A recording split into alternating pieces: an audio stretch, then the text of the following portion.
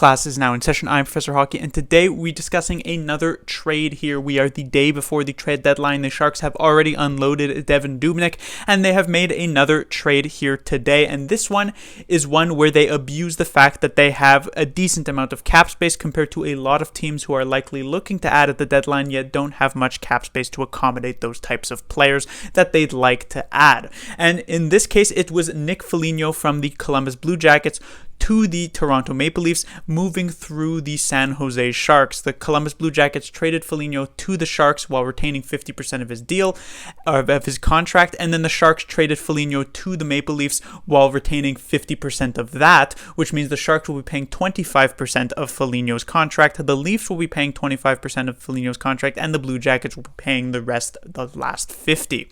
And for doing this, for paying Foligno this amount of money, the Sharks end up unloading Stefan Noesen, a player who hasn't really seen the light of day for the San Jose Sharks so much this season, and acquire a 4th round pick from the Toronto Maple Leafs for their troubles. So not a hugely impactful deal, but it's still a nice little draft pick, mid-round draft pick to pick up from the Maple Leafs. And as I said, Noesen was not really doing much for the San Jose Sharks.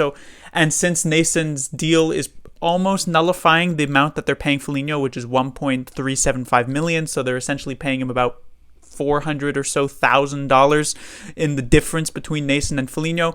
This is pretty much just a wash and pretty much just a free 4th round pick for the San Jose Sharks. A nice little bit of wheeling and dealing from Doug Wilson in that regard, and we'll see if there's any more of these types of three-way trades that can happen and that the Sharks can play a part of.